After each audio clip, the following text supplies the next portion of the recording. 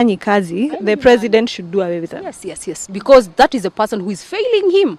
Yes, as a person. Because wezi niambia, sisi kama wa Kenya, asubuhi they were like, Togo, Kirate, you know? Yes?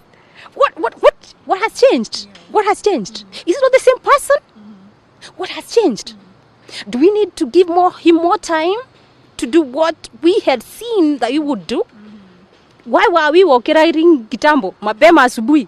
Why? What has changed? Definitely. Pengine unajua there is this saying that huyo si mbaya wenye wanamfuata ndio mbaya. Unajua it is a saying that at some point it has some humor in it, but it has some sense in it. It has some truth in it.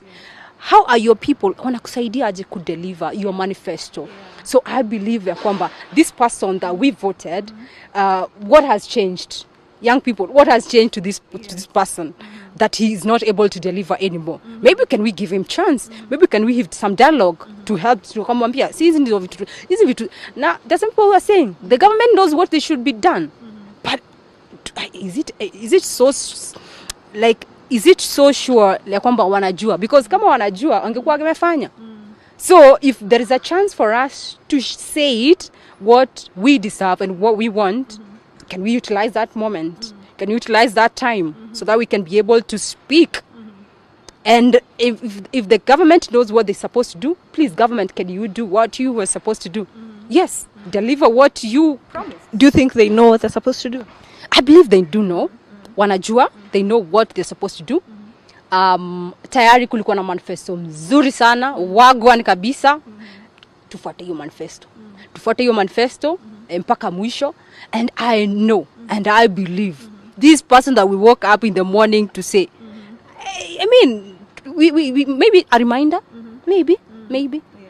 So he's not hana shida yeye, ni watu wake pia wenye wako na yeye. I don't want to say that, but I want to say I say that is a statement that people use it and it has humor in it. It has humor in it.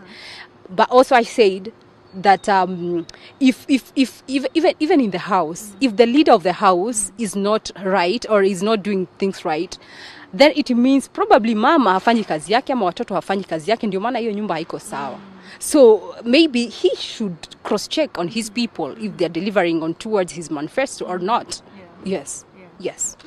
And everybody, you know, even during the protest, kila mtu alikuwa like, Ruto he's a liar, you know, we are tired of the lies, nini. Do you think moving forward, people will be able, it's not like they don't see through the lies, do you think they'll be able to, like, hii maneno yote ya uongo itaisha?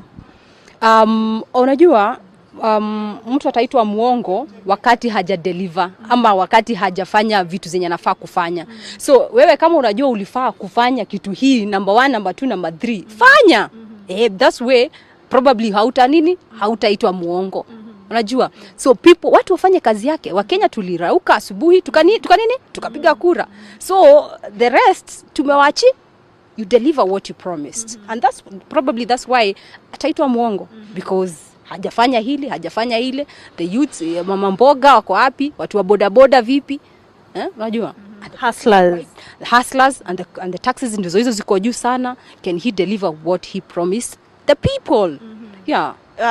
Should we see more, you know, representation of the young people, you know, in all government aspects? Like, should we have young people like Gen Zs tuwaone, you know, in more government functions, aspects, you know, advising, nini.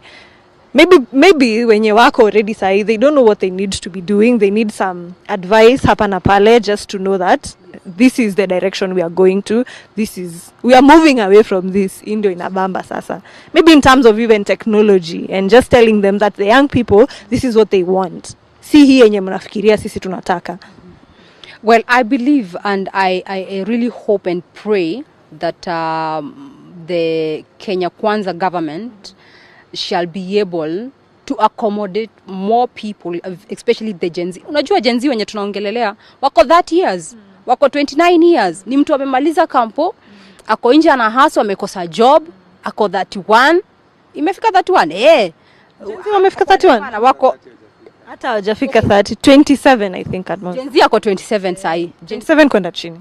Yeah, exactly. Gen Z sahi ako 27, 28. Huyu ni mtu amemaliza kampo na anatafuta job. And these people are very innovative and they are creative. If they can be accommodated, now they have their specialization on whatever course they did. So as the Kenya Youth Organization, we advocate for youth inclusion. Can we have more young people, especially the Gen Z, being given a space on those tables? Because we say that if you are not in the table, you are the menu. Now, I don't think that's why there is all this, revolution, because hatutaki kukuliwa tena. Hatutaki. Gen Z pia wamesema hawataki. They should be listened to, and they should be given opportunities and spaces in those offices to make decisions and also come up with policy that will serve them. Yes.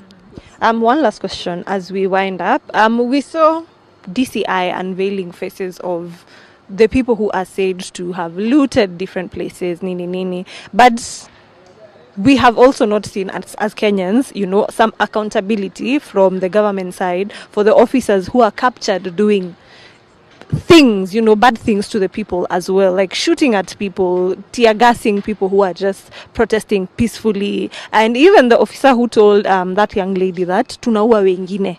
We have not seen that. So what's your take on that? What should be done?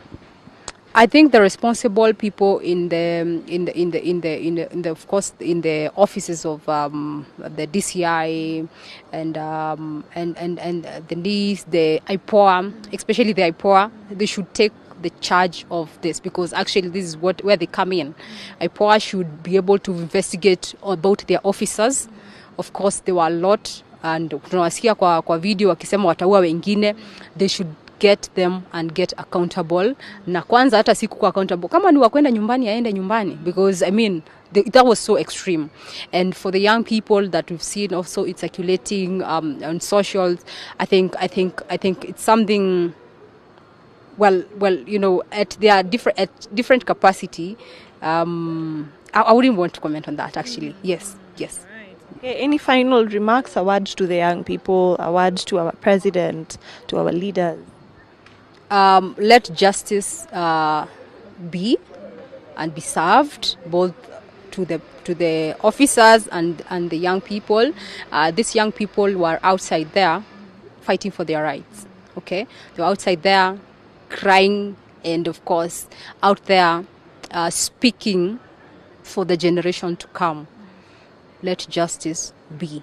And justice, of course, tumesema na accountability ikue kwa government. And of course, izo good governance that comes along. Na of course, job, izo my inflation. Let's check on all that. So, I mean, we're going to have a peaceful country. And let's remember that Kenya is bigger.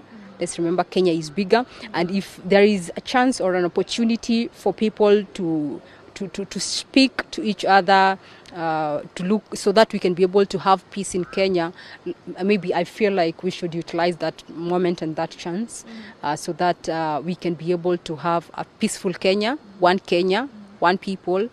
So that we can be able to move forward. Because at the end of the day, what happens when we continue we continue with all this, people, biashara zinafungwa nini, what happens at the end of the day? We are losing more souls. Let's rethink, let's re-strategize, and let's see what we can be able to do as a nation. Yes. Right. A message for the young Kenyans as well from your organization, the one that you lead.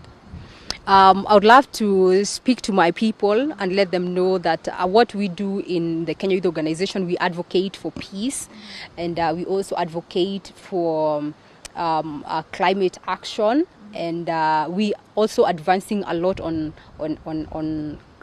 sustainable development goals. So we shall be able to continue, and our structure runs down from the village level to the national level. So we shall be able to continue fighting for the inclusion of the young people, not only for the organization. We are 11,680 young people who are elected online, and also some are nominated. We shall be able, we shall stand for the people always, and make sure kwamba pia tunahakisha kwamba inclusion inafanyika vile inafaa. Let's keep calm and let's see where God takes us as an organization, because we are an NGO. Yeah. Socials, if you don't mind. Yes, on my socials, Waridi Kenya, on on all platforms, on Twitter at Miss President Kenya. Yes. Thank you so much for your time, Waridi. Asante sana, nashukuru sana, and also to the there's some few, I saw some few comments on my last video because nilisema mimi ni rais wa vijana. Mimi ni rais wa vijana katika shirika lisilo la serikali la Kenya Youth Organization, where we have 11,608 young people countrywide, from represented in each and every village, ward, sub-county and national level. These are young people who have a lot of zeal in leadership and governance, and we're so humbled, and we are so open on partnership and collaboration with any organization that works towards the youth agenda. Yes. So watu walikumisunderstand. Tena vibaya sana, leader wa Gen Z. Now, I was not saying on behalf of the Gen Z, but also I have a Gen Z in the organization. So I respect their views, and it is okay. Let me say this, young people. We can have different opinions, views, and feelings towards